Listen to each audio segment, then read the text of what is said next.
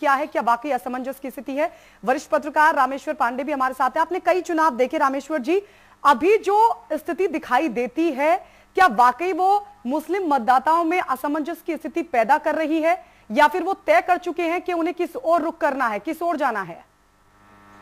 देखिए, उत्तर प्रदेश में निसंदेह मुस्लिम मतदाता सपा के इस अंदरूनी झगड़े से असमंजस में है, क्योंकि पिछले चुनाव में भी देखा गया, इसके पहले के चुनाव में भी देखा गया कि मुसलमान सपा के साथ है। सपा की ताकत कुल क्या है? सपा की ताकत अगर आप देखें तो 9% उत्तर प्रदेश का यादव और 19% मुसलमान।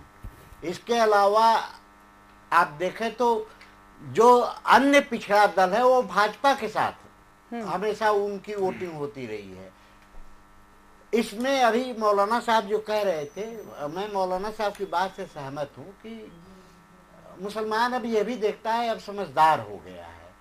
पहले मुसलमान बिल्कुल सांप्रदायिक आधार पर सोचता था, लेकिन मुसलमान ये भी देखता है कि उसके विकास के लिए क्या किया गया।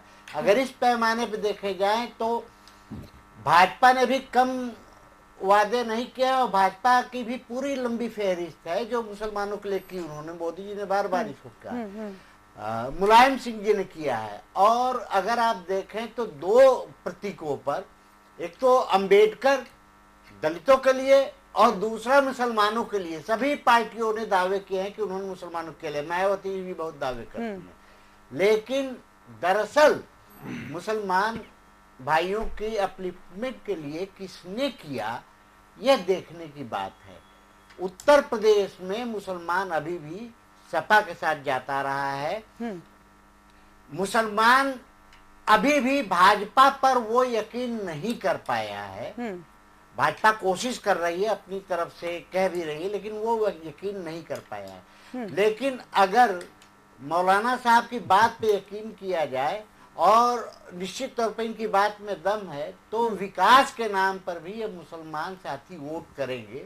और ऐसे में अब दो हिस्से सपा के हो रहे हैं, तो अखिलेश यादव का चेहरा और मुसलमान अगर धर्मनिरपेक्ष शक्तियों की तरफ जाते हैं, अगर कोई फ्रंट बनता है, मोर्चा बनता है, जैसे कि लग रहा है कि अगर अखिलेश अब सपा में एकता जैसी कोई स्थिति अभी तक की स्थिति में है कि अब दोनों दो हिस्से हो गए हैं, तो 90% अगर पार्टी दावा है कि अखिलेश साथ है, तो अखिलेश, कांग्रेस और अजीत, ये एक मोर्चा अगर बनता है तो मुसलमान साथी उस टैक्टिकल वोटिंग में सोच सकते हैं। दुर्भाग्य यह है कि उत्तर प्रदेश में जो दंगे हुए हैं पश्चिमी उत्तर प्रदेश में, उसने पश्चिमी उत्तर प्रदेश को पूरी तरह पोलराइज कर दिया है। और इन दंगों का जवाब तो अखिलेश को देना पड़ेगा कि नहीं। रामेश्वर जी, आज हमने 5:30 बजे भी रिपोर्ट चलाई थी, समाचार प्लस ने भी मूड भापने की कोशिश की। ज्यादातर मतदाता ये कहते हुए नजर आए कि वो ऐसी सेफ पार्टी देखना चाहते हैं जिससे बीजेपी को रोका जा सके। अभी रिपोर्ट में भी आपने देखा, तो क्या वो तय कर चुकी है? क्या ये वोट बैंक तय कर चुका है, या फिर अभी भी असमंजस में है? नहीं, असमंजस की स्थिति है।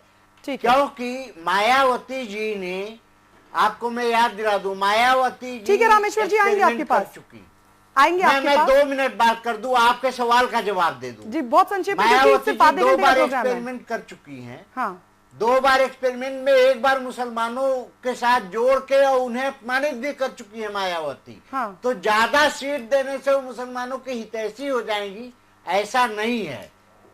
माया अभी भी मुसलमान सबसे ज्यादा मुलायम सिंह पे यकीन